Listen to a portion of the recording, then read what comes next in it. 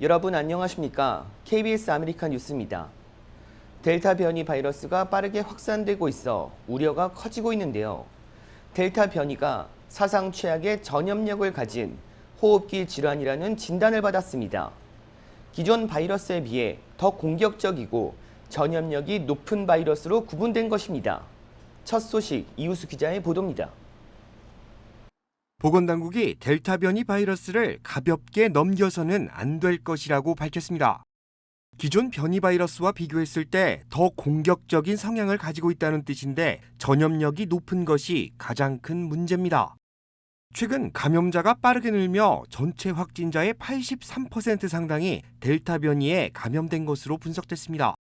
매우 빠른 속도로 바이러스가 확산되고 있는 겁니다. CDC has released estimates of variants across the country and predicted the Delta variant now represents 83% of sequenced cases. This is a dramatic increase up from 50% the week of July 3rd.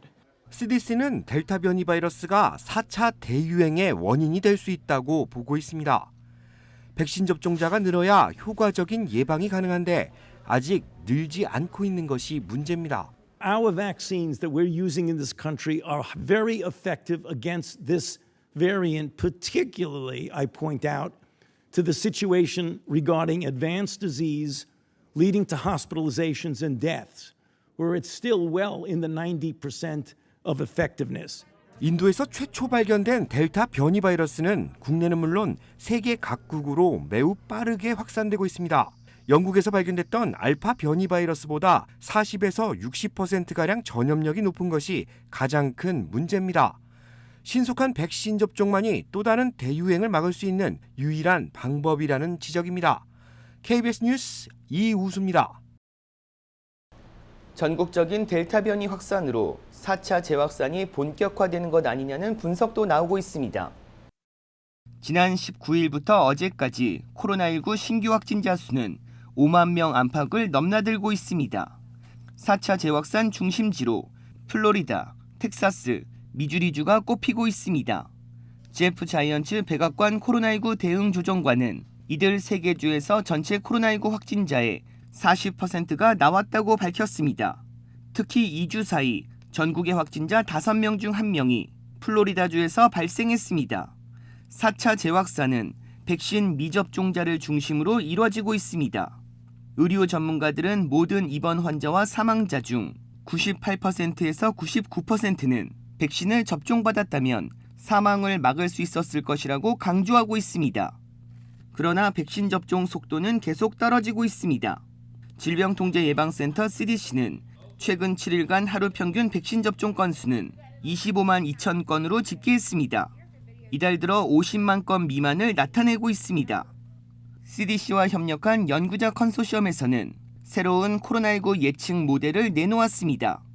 10월 중순까지 전국에서 코로나19 확산이 꾸준히 이어지고 하루 숨지는 사람은 현재보다 3배 이상 늘어날 것으로 예측했습니다. 백신 접종 대상자의 70%가 백신을 맞고 델타 변이 전염성이 더 강해졌을 때를 가정한 것으로 하루 신규 확진자는 6만 명, 사망자는 850여 명 수준에서 정점을 찍을 것으로 전망했습니다.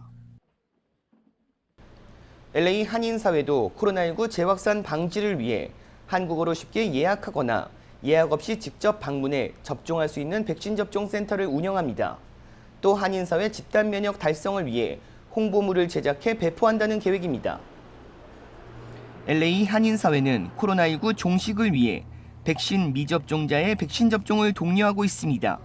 LA 한인회는 백신 접종 센터를 마련해 다음 주 3번의 백신 접종을 실시합니다. 일정은 다음 주 월요일 오전 9시부터 11시까지 LA 한인회관에서 진행됩니다. 백신은 화이자 백신이 접종됩니다. 7월 30일 금요일과 31일 토요일 오전 9시부터 오후 3시까지 백신 접종이 진행되며 백신 종류는 화이자와 존슨앤존슨 백신이 접종됩니다.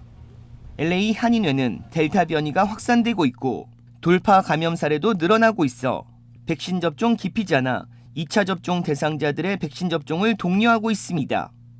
아직까지 지금 백신을 아직도 못 맞으신 분들도 계시고 안 맞으신 분들도 많이 계시는데 30대, 40대 이런 분들이 또 많이 안 맞으시고 20대도 포함을 해서 그래서 이런 분들을 좀 위주로 저희가 이제 아웃리치를 계속 하고 있는데 좀 언어가 불편하셔서 아니면 컴퓨터가 안 돼서 뭐 레지스터를 못 하시는 분들을 위해서 저희가 이제 왁업 클리닉을 이제 해요. 그래서 이제 민족학교는 한인 사회의 코로나19 백신 접종률을 높이기 위해 집단 면역 조기 달성 캠페인을 시작합니다.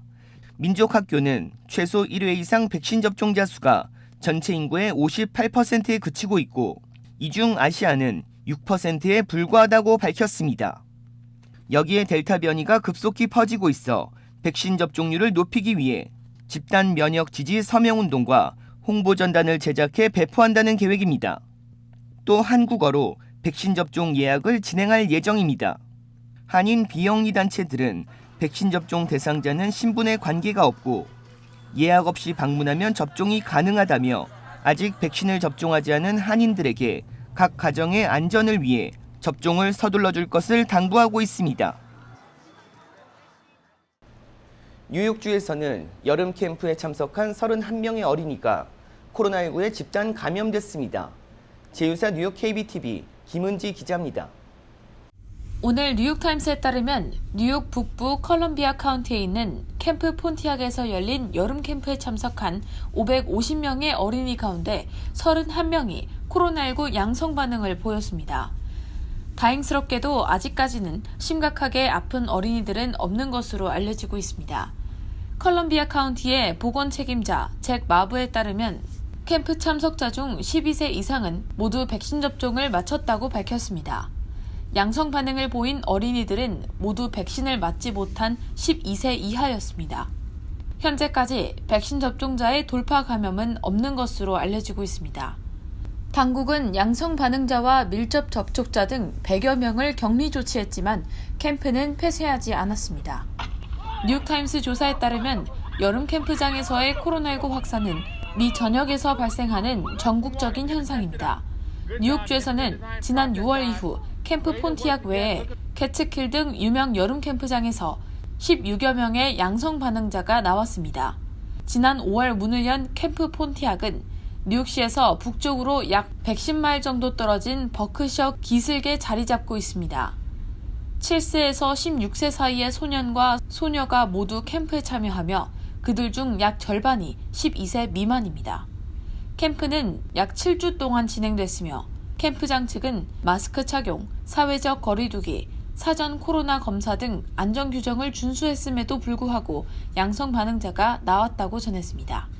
KBTV 뉴스 김은지입니다. 캘리포니아주가 기록적인 가뭄에 시달리고 있는 가운데 물 도둑까지 기승을 부리고 있습니다. 물 도둑이 부족한 물을 훔치면서 일부 지역 사회에 큰 피해를 주고 있습니다. 물 도둑이 호수나 파이프를 연결해 물을 빼돌리거나 가정집 식수와 농장 농업용수까지 훔쳐 달아나고 있습니다. 물 도둑은 대부분 불법 마리화나 재배업자들로 물탱크 트럭을 동원해 물을 훔치고 있습니다.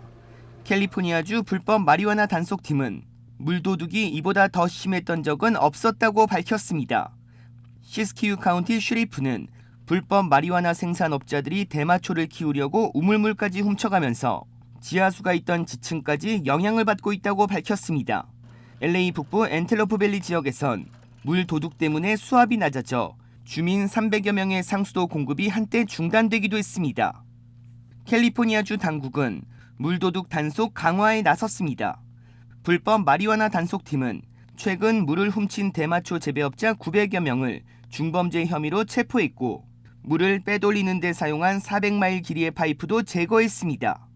또한 일부 로컬 정부는 소화전에 잠금 장치를 설치하거나 아예 소화전을 없앴습니다.